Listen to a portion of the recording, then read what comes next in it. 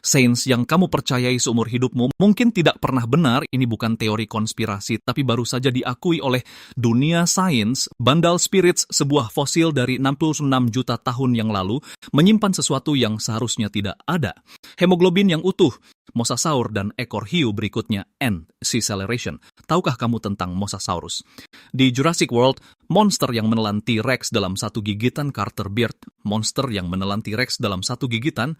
Selama 100 tahun, buku pelajaran memberitahumu bahwa ia berenang lambat seperti ular laut, tapi kebenarannya adalah ia bisa memburu hiu sungguhan dan merupakan pemburu paling mengerikan di lautan prasejarah. Buku pelajaran salah, museum salah, semua film dokumenter juga salah. Jika sains saja bisa membohongimu selama 100 tahun, maka dunia yang sangat kamu percayai saat ini, ada berapa banyak lagi yang benar? Cerita ini dimulai 260 tahun yang lalu, tahun 1764, di sebuah tambang batu kapur di Maastricht, Belanda. Para pekerja memecahkan sebuah batu dan menemukan fosil tulang rahang bawah berukuran raksasa. Saat itu tidak ada yang tahu benda apa itu, ada yang bilang itu ikan paus. Ada juga yang bilang itu monster laut raksasa dalam Alkitab. Fosil ini kemudian berpindah-pindah tangan, konon bahkan diselundupkan ke Paris dalam peti anggur. Hingga pada tahun 1808, Bapak paleontologi Prancis, Georges Cuvier, meneliti fosil ini secara langsung. Dia menemukan kesimpulan yang mengejutkan. Ini adalah jenis kadal laut raksasa yang sudah punah.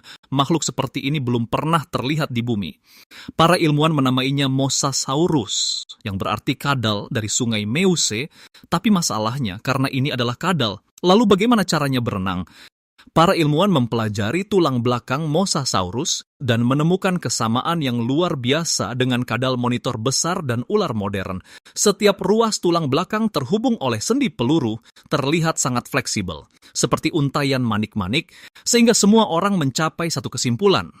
Mosasaurus pasti mirip seperti ular laut yang bergerak maju di dalam air dengan meliukan seluruh tubuhnya. Teori ini terdengar sangat masuk akal dan bertahan selama 200 tahun penuh. Museum di seluruh dunia merekonstruksi Mosasaurus berdasarkan citra ini. Semua film dokumenter dibuat seperti ini. Semua buku pelajaran ditulis seperti ini. Tapi teori ini punya satu celah yang fatal. Jika Mosasaurus benar-benar berenang selambat itu, bagaimana ia bisa menguasai lautan selama 25 juta tahun? Perlu diketahui, lautan pada zaman kapur bukanlah tempat yang damai. Itu adalah akuarium neraka yang sesungguhnya. Di laut ada hiu Kretoxirhina sepanjang 7 meter yang kecepatan berenangnya sangat cepat dan sangat agresif. Juga ada Plesiosaurus dengan leher yang lebih panjang dari tubuhnya, Ichthyosaurus yang berukuran raksasa, serta berbagai pemangsa buas lainnya di lingkungan seperti itu. Bagaimana mungkin seekor pemburu penyergap yang lambat bisa naik ke puncak rantai makanan?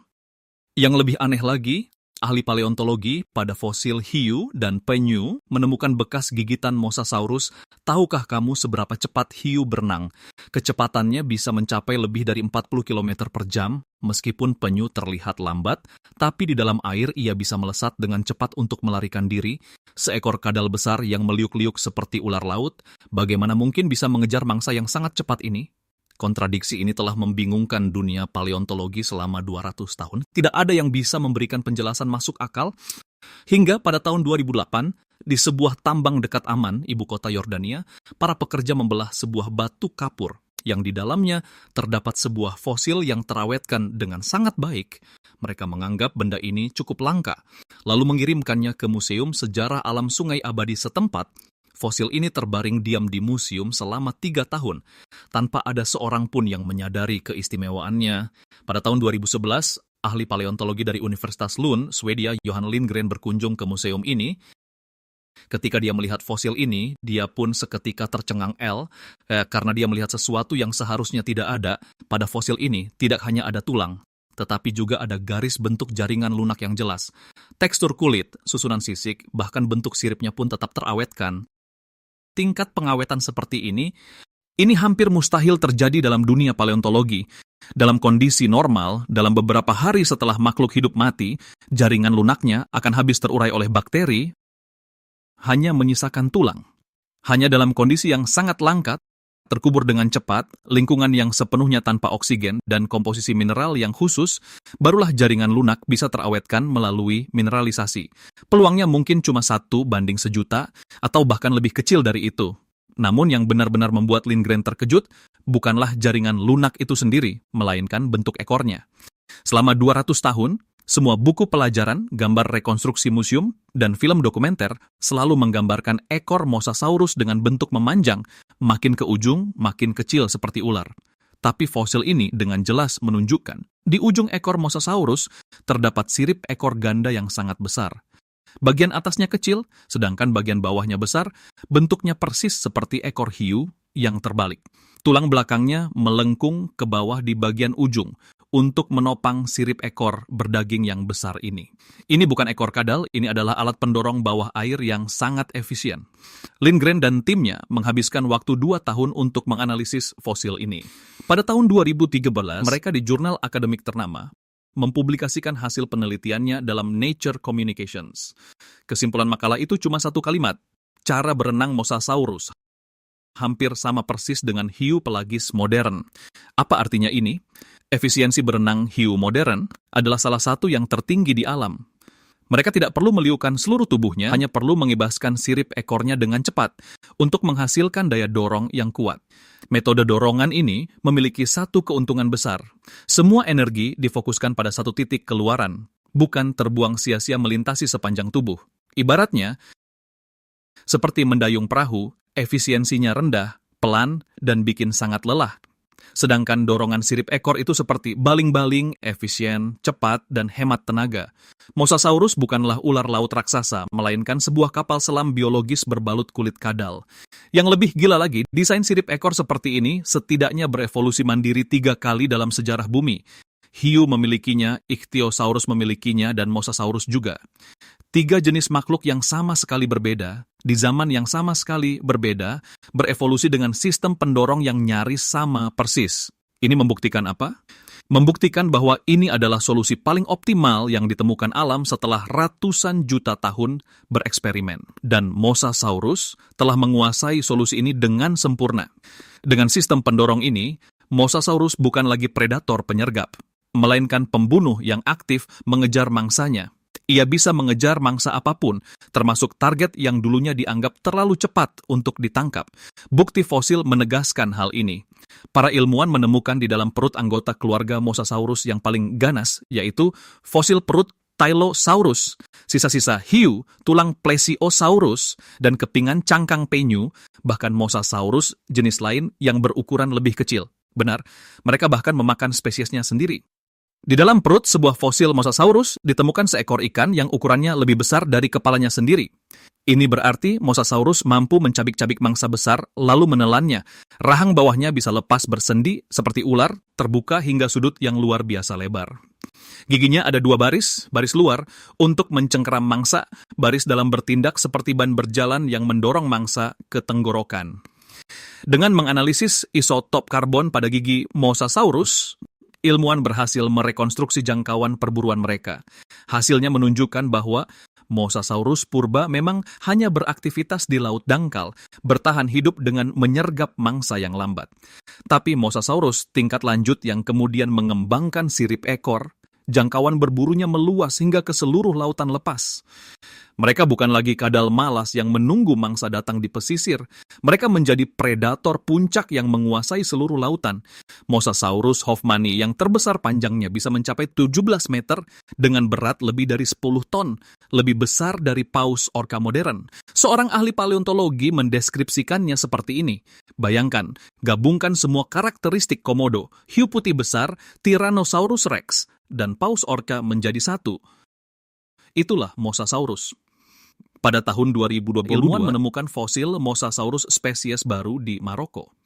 Giginya sangat aus, dan di sekitarnya berserakan sisa-sisa tulang Plesiosaurus, penyu, dan Mosasaurus lainnya. Tulang-tulang ini memiliki bekas korosi asam lambung. Ini menunjukkan bahwa mereka pernah tertelan dan dimuntahkan kembali. Mosasaurus jenis ini disebut biawak laut raksasa. Ia adalah anggota paling buas dalam keluarga Mosasaurus. Ia tidak hanya berada di puncak rantai makanan.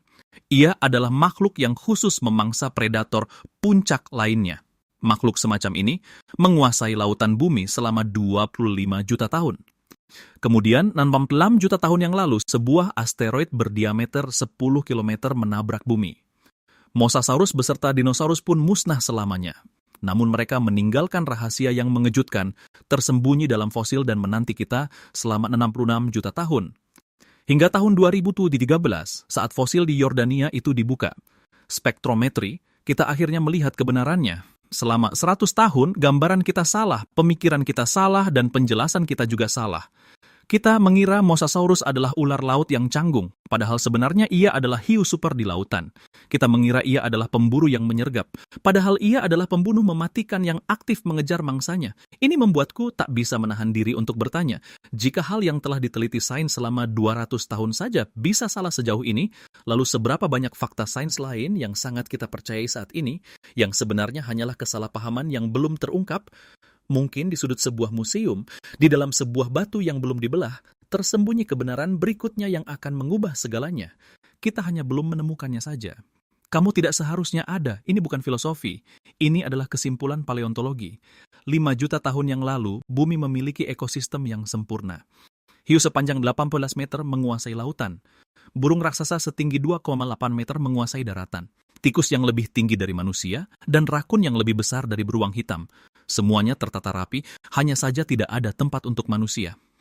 Ilmuwan meneliti rantai fosil selama 73 juta tahun dan menemukan fakta yang mengerikan. Kemunculan manusia bukanlah suatu kepastian evolusi, melainkan kecelakaan mutasi genetik. Dengan kata lain, kamu bisa menonton video ini sekarang karena 5 juta tahun yang lalu ada satu baris kode DNA kera di Afrika yang salah disalin. Jika bumi dibiarkan berevolusi sekali lagi, peluang kemunculan manusia adalah 0.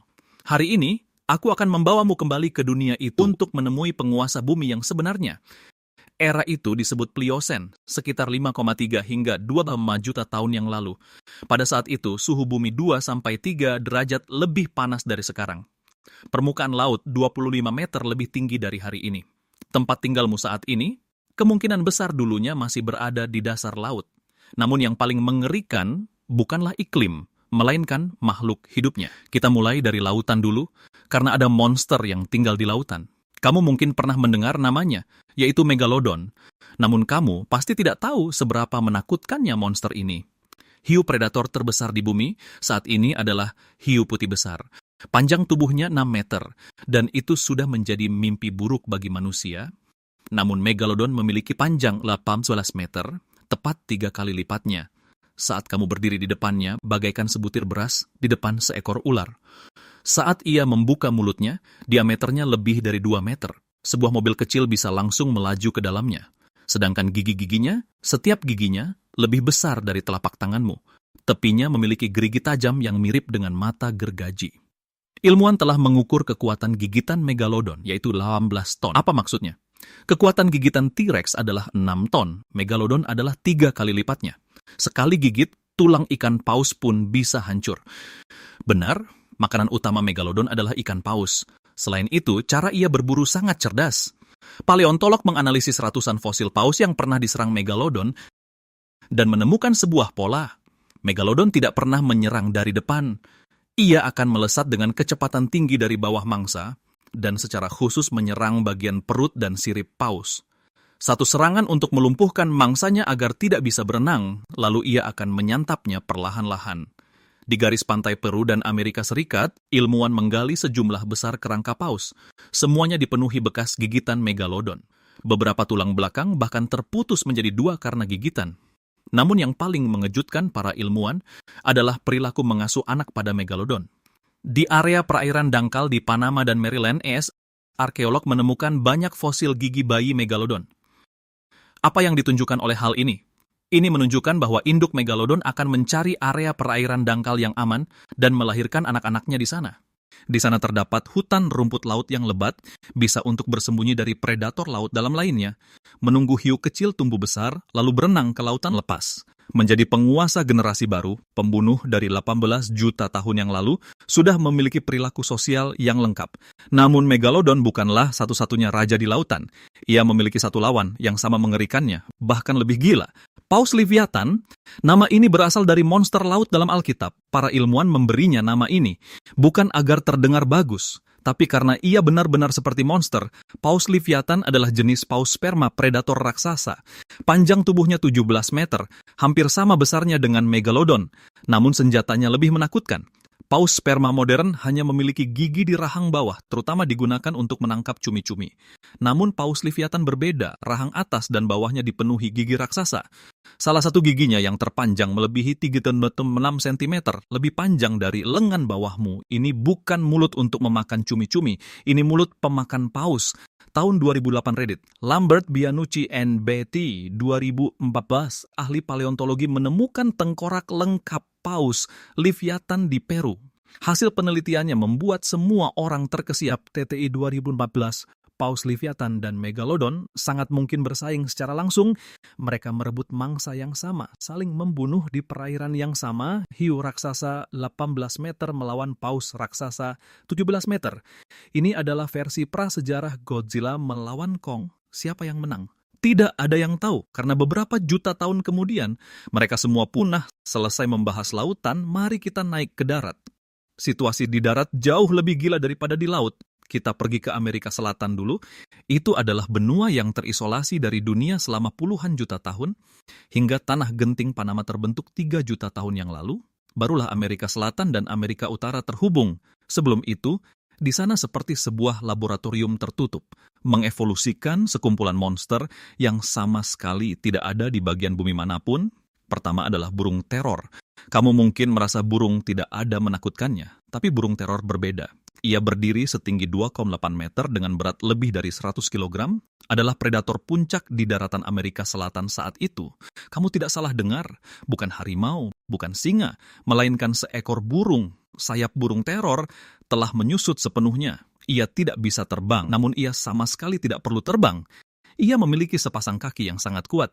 Kecepatan berlarinya melebihi 60 km per jam, lebih cepat daripada kamu mengendarai motor listrik, dan paruhnya panjang serta melengkung. Dengan kaitan tajam di bagian ujungnya, khusus digunakan untuk menembus tengkorak mangsanya. Para ilmuwan telah meneliti mekanika tengkorak burung teror dan menemukan bahwa cara membunuhnya sangatlah kejam. Ia akan menggunakan paruhnya seperti palu, berulang kali memukul kepala mangsanya hingga berhasil menembus tengkoraknya, atau langsung menggigit hewan kecil lalu membantingnya keras-keras ke tanah, membantingnya hingga mati baru kemudian dimakan. Pada masa itu di Amerika Selatan, yang paling menakutkan bukan binatang buas yang tiba-tiba melompat dari rerumputan, melainkan bayangan hitam yang menerjang dari ufuk langit. Tapi burung teror belumlah yang paling gila. Di Amerika Selatan juga terdapat Thylacosmilus. Kamu mungkin pernah mendengar tentang harimau gigi pedang, yaitu jenis binatang buas yang memiliki 2 taring panjang. Namun Thylacosmilus sangatlah berbeda. Ia bukanlah hewan famili kucing, ia adalah hewan berkantung, berkerabat dengan kanguru dan koala. Namun wujudnya terlihat hampir sama persis dengan harimau gigi pedang, bentuk tubuh yang sama, taring yang sama, serta cara membunuh yang sama. Ini dinamakan evolusi konvergen. 2 jenis hewan yang sama sekali tidak ada hubungannya, karena menghadapi tekanan lingkungan yang serupa, mengevolusikan tubuh yang hampir identik. Gigi pedang Thylacosmilus lebih panjang dari harimau gigi pedang, dengan lengkungan yang jauh lebih tajam, bagaikan 2 bilah pedang lengkung yang tergantung di mulutnya. Cara berburunya juga sama kejamnya. Pertama-tama menggunakan tungkai depan yang kuat untuk menekan mangsanya hingga rubuh, kemudian menggunakan gigi pedangnya untuk menusuk tenggorokan secara presisi, satu serangan yang sangat mematikan. Selanjutnya adalah tikus raksasa Yosephoartigasia, hewan pengerat terbesar yang pernah ada dalam sejarah bumi. Hamster peliharaan di rumahmu mungkin hanya sebesar telapak tangan, tapi panjang tubuh tikus raksasa Yosephoartigasia melebihi 2,5 meter, dengan berat tubuh mendekati 1 ton. Tikus seberat 1 ton ini, kepalanya lebih besar daripada kuda. Giginya setajam pahat. Meskipun ia hewan pemakan tumbuhan, namun para ilmuwan mengatakan, bila digigit olehnya sekali saja, mungkin akan lebih menderita dibandingkan digigit oleh singa. Sebab gigi seri pada hewan pengerat akan terus tumbuh seumur hidupnya. Harus terus-menerus mengasah giginya. Kekuatan gigitannya sangat luar biasa. Mari kita lihat ke Amerika Utara. Saat itu, Amerika Utara dipenuhi kerabat gajah. Secara umum disebut proboscidea. Yang paling aneh di antaranya adalah Platybelodon. Rahang bawahnya memiliki 2 gading pipih. Seperti 2 sekop raksasa yang menjulur dari mulutnya family. Gomphotheriidae, awalnya ilmuwan mengira itu digunakan untuk menyekop tanaman air.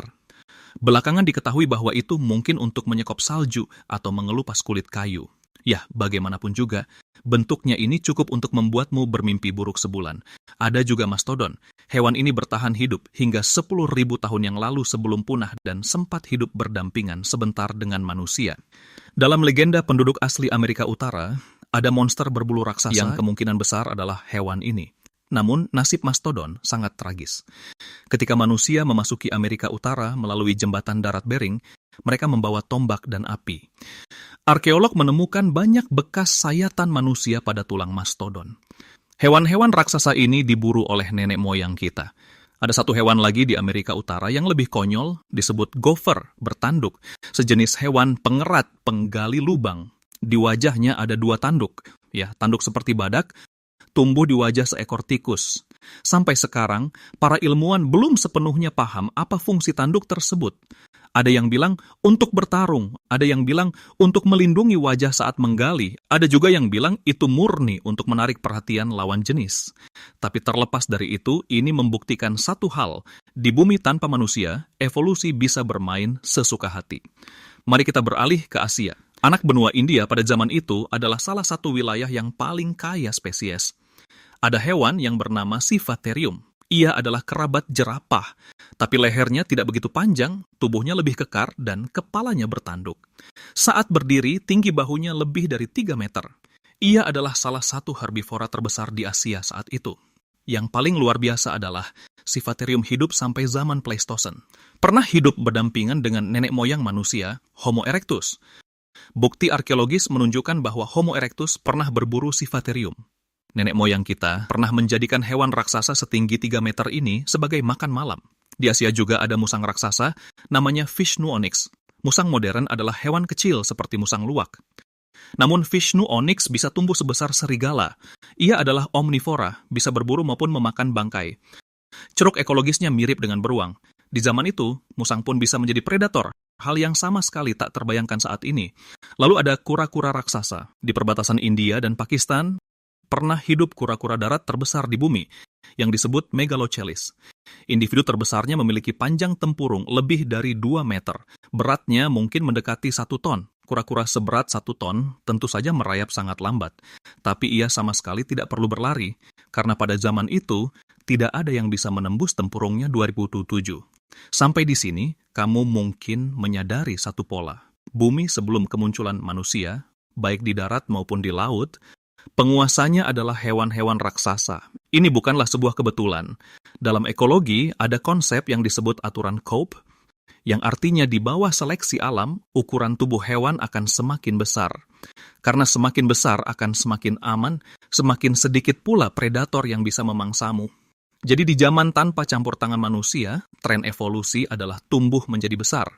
Megalodon, burung teror, Thylacosmilus, Josephoartigacia, semuanya adalah hasil dari aturan Cope. Chalicotherium goldfu. Lalu muncullah pertanyaan Europe Anisodon grande L. miocen. Chalicotherin, kemana perginya hewan-hewan raksasa ini? Anisodon grande L. miocen. Chalicotherium gold jawabannya terbagi 2 surope Anisodon grande L. miocen. M bagian pertama, mati karena iklim Chalcophyrum Anisodon grande L. miocene. Dari zaman Pliocene hingga Pleistosen, bumi memasuki zaman es. Suhu anjlok dan lingkungan berubah drastis. Megalodon adalah contoh yang khas. Ia bergantung pada laut dangkal yang hangat. Saat air laut mendingin, habitatnya menyusut drastis dan sumber makanannya merosot tajam. Tingkat kelangsungan hidup anakannya anjlok hingga akhirnya punah. Bagian kedua berkaitan dengan kedatangan manusia. Kesimpulan ini pada awalnya tidak ingin dipercayai oleh banyak ilmuwan. Namun, bukti fosil semakin banyak. Ketika manusia bermigrasi keluar dari Afrika dan mulai menyebar ke seluruh dunia, populasi banyak hewan besar mulai menurun drastis. Di Australia, Amerika Utara maupun Amerika Selatan, semuanya menunjukkan pola yang sama. Para ilmuwan menyebut fenomena ini sebagai peristiwa kepunahan kuarter. Tapi perlu diperjelas di sini, manusia bukanlah satu-satunya penyebab. Era itu kebetulan terjadi di akhir zaman es saat iklim berfluktuasi secara ekstrem, banyak hewan yang sudah berjuang di ambang kelangsungan hidup. Kedatangan manusia mungkin hanyalah pukulan terakhir bagi mereka. Jadi, lain kali saat kamu merasa manusia itu sangat hebat, ingatlah deretan angka ini. Bumi berumur 45 miliar tahun, manusia baru 3 juta tahun, hanya mewakili 0,5%. Kita bukanlah penguasa planet ini, kita hanyalah penyewa terbarunya. Inilah dunia sebelum kemunculan manusia, sebuah dunia yang penuh dengan hewan raksasa dan keajaiban. Kisah mereka telah berakhir, tapi kisah kita masih terus berlanjut, Dan bagaimana kisah ini pada akhirnya akan tertulis itu bergantung pada kita masing-masing.